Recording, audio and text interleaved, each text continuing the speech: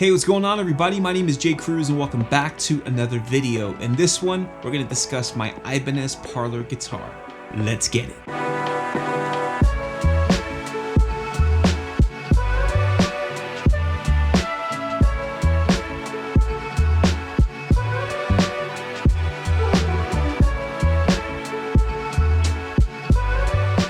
This is my Ibanez guitar that I've had for a long time now, quite a few years actually, and it's probably the guitar that when it gets seen in a video I get asked the most about. During Christmas I posted a video, I'll link it right up here, of me actually playing this guitar and everyone was asking what it was, and I think it's the most inexpensive guitar currently in my collection right now. Out of all of my guitars, this one probably gets played the most, to be perfectly honest with you, because I'm constantly playing acoustic guitar to practice. Now, it is inexpensive for a reason, right? It is not the greatest acoustic guitar ever built.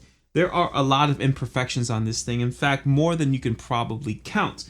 Not everything on here is original as well. Somehow, I don't even remember when, I ended up throwing these acoustic style locking tuners on here. I don't know why. I ended up replacing the saddles with brass ones because I felt the guitar sounded a little bit dull, and brass tend to kind of bring out a little bit more of a top end presence to your guitar, and they were a little bit more sturdy, to be perfectly honest with you. The stock ones immediately broke as soon as I took them out. They all just snapped in half. I also put this pick guard on, which throws everyone off. They assume that it's some kind of weird high-end guitar because of that. Not to mention the name on the headstock has been scraped off.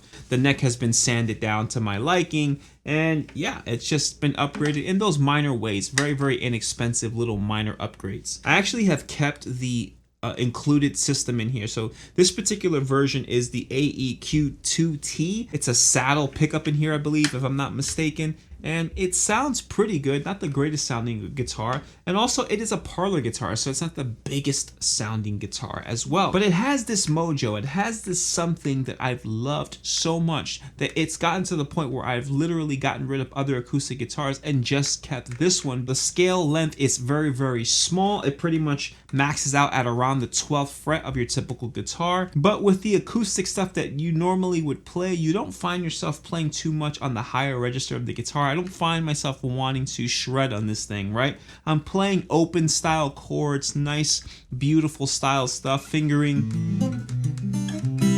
that just, you know, kind of is fun for me. And then I practice with it. I run scales with it all of the time. I'll just grab a pick really quickly and just, you know, throw a metronome on my phone and just play. I don't have to be in the studio to get these sounds, which I really, really like.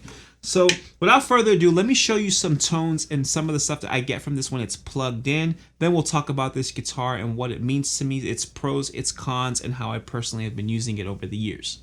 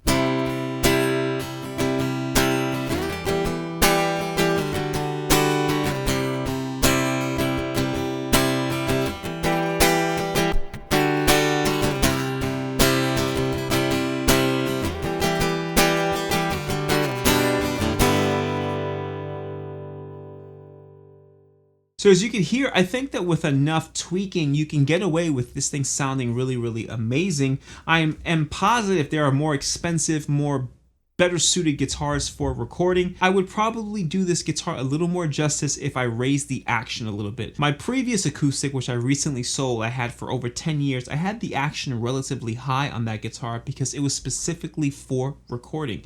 This one, I lowered it quite a bit to make it play a little bit better for me, but it has a little bit of a buzz to it, but it's part of its charm in my opinion. It feels just right in my hands. It feels like you could hold it in any kind of position and play in any part of the guitar, and it feels good. The main reason why I love this thing is because the neck feels so reminiscent of the guitars that I own. My Telecasters, my Fano guitar. It doesn't feel like I'm going from a very easy playing guitar to a very difficult playing acoustic or a challenging playing acoustic.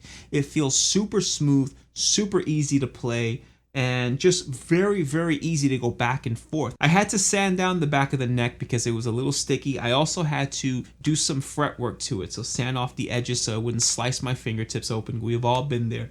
But once I did all that, smooth sailing. Now the biggest pro about this is the price point. I think brand new on Amazon, I'll put a link in the description box below, you could find this thing for just $200. And just for a little bit under $100, I was able to upgrade obviously strings and tuning pegs and the saddles, and made this thing sound a lot better, play a lot better, and just a little bit of attention to detail, adjusting the neck, making sure that everything was in the right position, and it's just been fantastic. I've enjoyed playing this guitar a lot, and never in a million years would I think that all these years later, I would still have and make this my #1 acoustic, and it only cost me $200.